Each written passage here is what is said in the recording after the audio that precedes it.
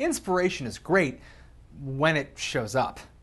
Most of the time, it needs to be yanked out of hiding. As an entrepreneur, you have to create it. You have to channel it, you have to command it, and you have to meet it halfway. Every single day. And that's the big complaint from a lot of my clients. Creativity can be like pulling teeth. Now, there's no point in making a mountain out of a molar. If something is like pulling teeth, maybe you need to use better pliers. Here's a couple from my toolbox. Number 1, tourniquet the creative flow. I'm a writer. I write between 4 and 7 hours every day. But each summer, I take 1 week off. It's painful, probably just because I love it so much, but that's the whole point. If you love it, you'll be smart enough to put it on hold. Because if you don't take regular breaks from the work, it is going to grow stale. If you never step back from the trees, you'll forget all about the forest.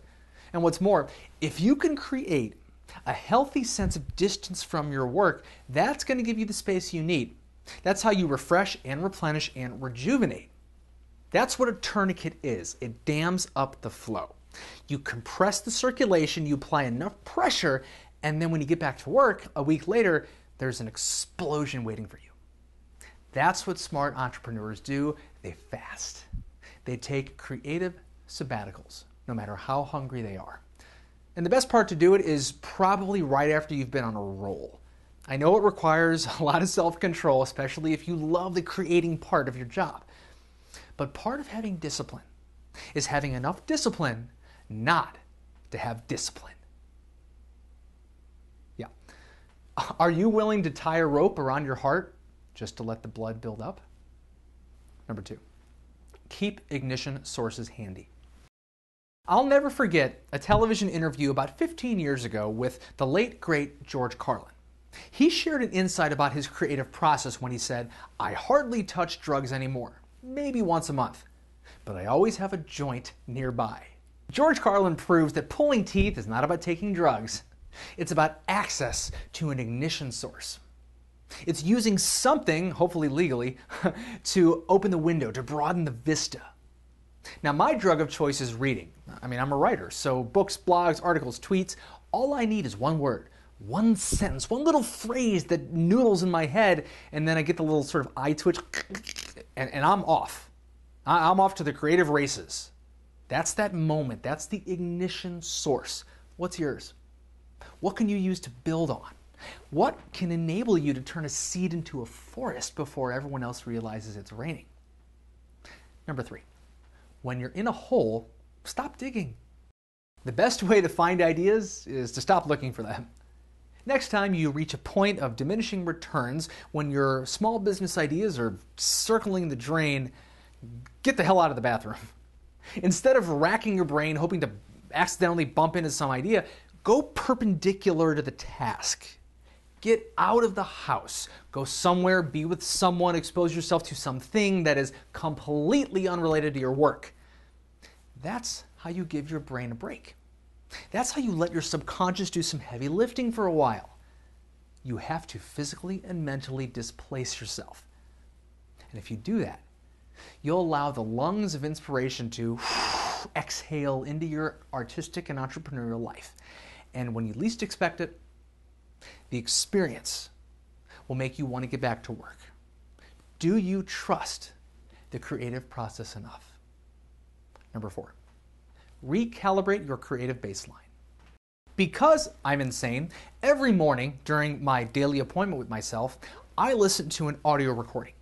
It's a combination of deep breathing, self-hypnosis, guided imagery, progressive muscle relaxation, and mindfulness meditation. But I don't just do it to maintain my sanity. I also do it for my creative foundation as an entrepreneur. It's a ritual. And the cool part is you can't download this. You can't find it on the Apple Store. This was customized for me by a doctor. We wrote the script together. It's personalized. And what I'm suggesting for you is to find something that will help you on a baseline level create better material, bigger ideas. That's the whole thing about creativity. It doesn't happen to you, it happens through you. If you want to open the channel to whatever higher force you believe in, you have to regularly recalibrate on a baseline level. Otherwise, you're just putting another layer of newspaper over the dog poop in the entrepreneurial kitchen floor.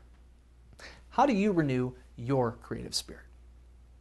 Number 5, motion creates emotion, and emotion creates art.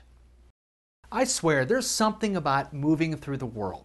It helps you feel real, it makes you feel alive, and it invites inspiration to join you for the ride. So instead of sitting at your desk all day, try this. First, take the train when flying would probably be cheaper. On a train, you can work overtime and notice the landscape. Get a lot of ideas that way. Next, try walking when a cab would probably be more convenient. This forces you to be more intimate with your surroundings, and you might notice a couple things you probably would have missed in the car because you'd be checking your email. Another idea is to actually ride your bike when catching the subway would be easier. You gotta break your routine. Even if it's 20 degrees outside, let your senses be overwhelmed. That's where your best ideas are coming from. You see, each of these examples, this is how you paint yourself into a mindful, artistic, and stimulating corner. And if you can infuse these variations into your creative routine, you'll be amazed at what you can find. Which of your daily routines are you willing to violate?